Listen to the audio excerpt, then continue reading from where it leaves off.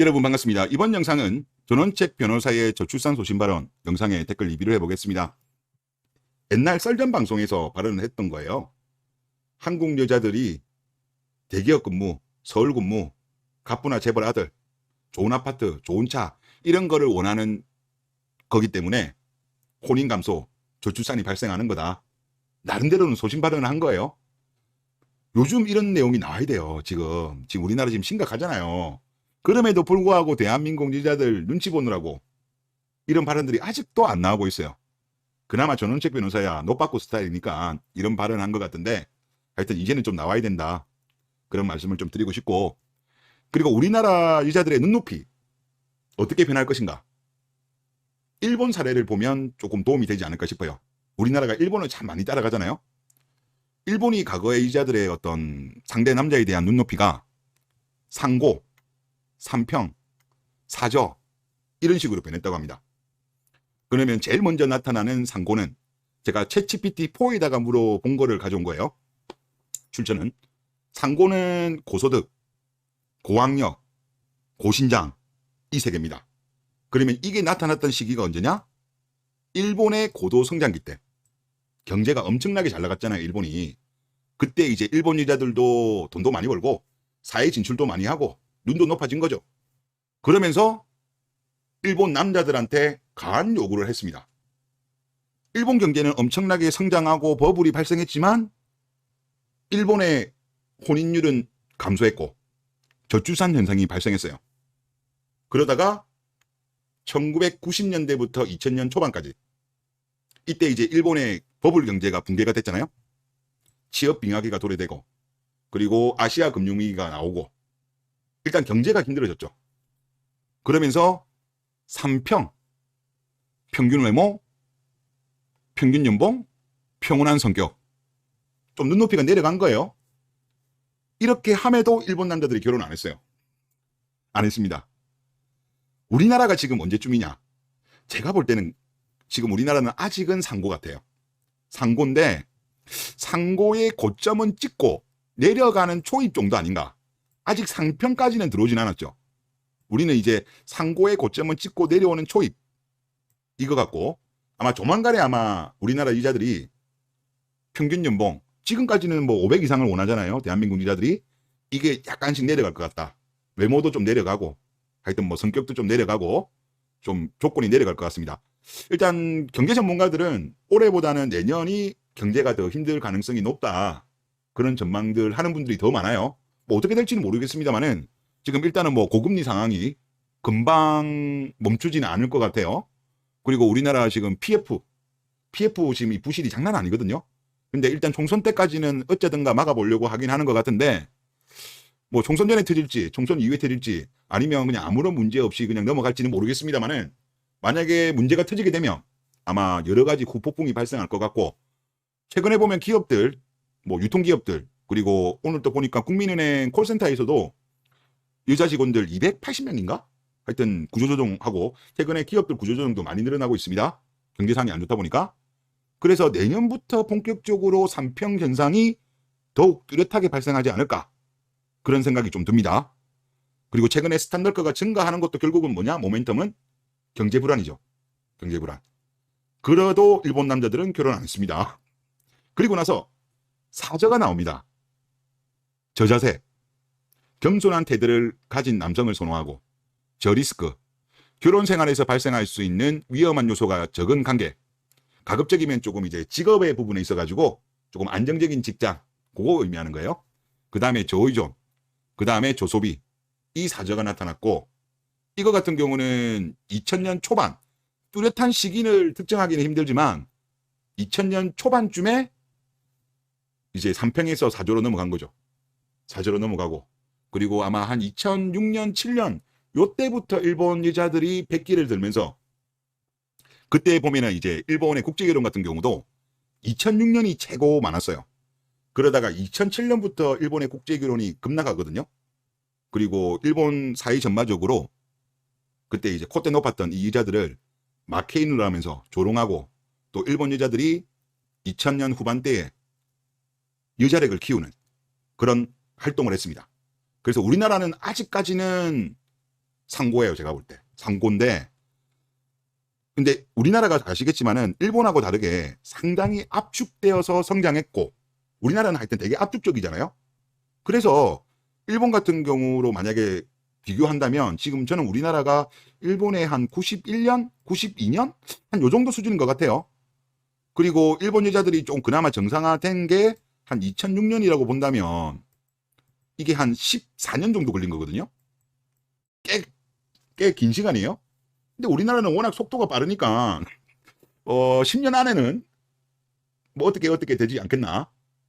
지금 이미 우리나라는 뭐 혼인 감소도 많이 진행됐고 초저출산 같은 경우도 이미 많이 진행됐기 때문에 일본처럼 14년까지는 안 걸릴 것 같고 10년 안에는 끝날 것 같긴 한데 이게 보다 빨리 끝나냐 늦게 끝나냐는 결국은 저는 경제에 달려 있다고 봐요. 이 경제가 큰 어떤 충격이 오게 되면 일단 피해를 많이 보는 거는 물론 남자도 피해를 많이 보죠. 하지만 남자들보다는 경제력이 없는 딸리는 여자들이 더 피해를 많이 볼 겁니다.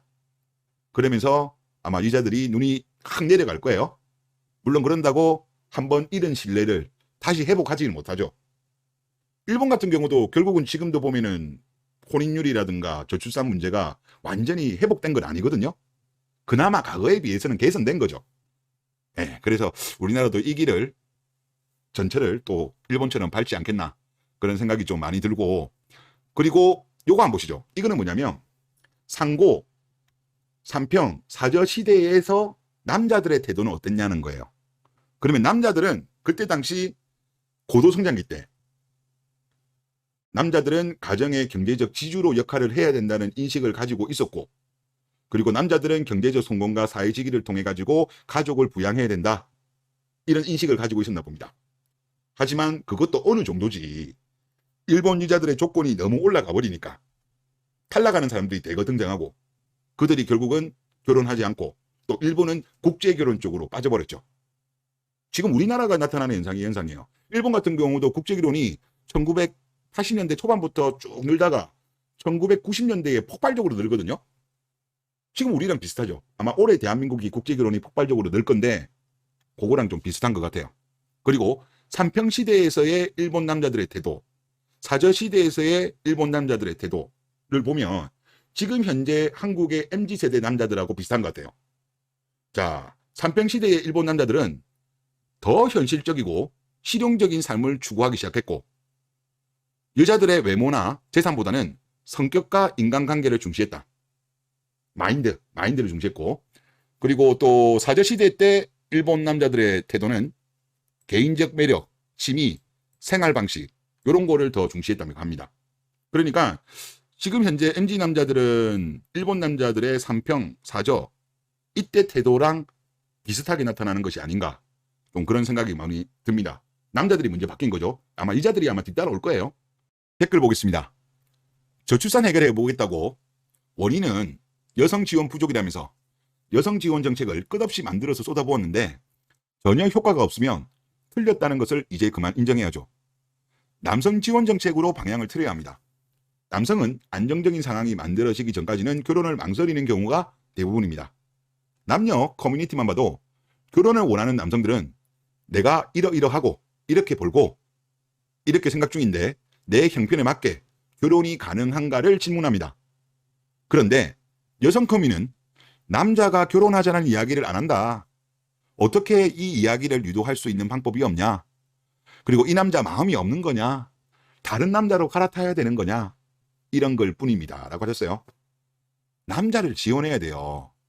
일본도 그렇게 하면서 반등했어요. 일본 여자들 눈높이를 확 내려가고 경제적으로 양질의 일자리를 남자한테 서포트 해주면서 일본의 경제단체 그리고 일본의 정부가 그런 쪽으로 유도하면서 그나마 그래도 일본 같은 경우는 그나마 물론 거기도 저출산이긴 합니다만은 우리 정도까지는 안 갔죠. 그런 겁니다. 다음 댓글 보겠습니다. 댓글 보니 도태남들이 만선이네라면서 조롱 글입니다. 여자거나 퐁퐁이 형 아닐까 싶은데 도태 관련해가지고 재밌는 글이 있더라고요. 도태를 입에 달고 사는 나라 국민들이 남자들보다는 여자들이 이 말을 많이 쓰더라고요. 도태남들아. 욕은 자신의 컴플렉스를 투영하죠. 이어서 정작 자기 나라 도태는 받아들이지 않는 게 크크 웃기다는 거죠. 지금 우리나라 도태되고 있습니다.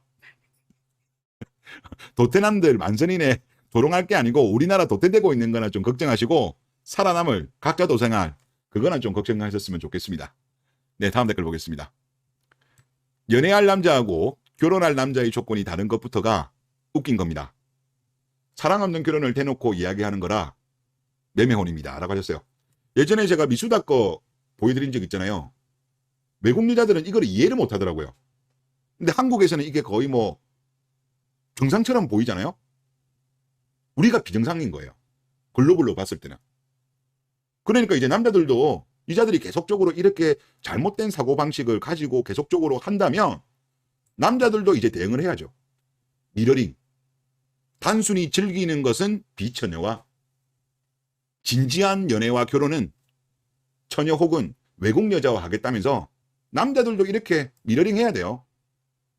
사랑 없는 결혼, 결혼은 현실이라고 하면서 간성 이별을 아무런 죄책감 없이 하는 대한민국 여자들은 글로벌 관점으로 보면 비정상이에요. 하여튼 그렇습니다. 그래서 하여튼 대한민국이 어떻게 될지는 모르겠습니다만 일본하고 저는 비슷하게 갈 거는 같아요. 근데 속도는 우리가 지금 엄청 갑자기 빨라지고 있어가지고 하여튼 일본처럼 이렇게 진행될지 어떤 식으로 갈지 한번 지켜보는 것도 재미가 있을 것 같습니다.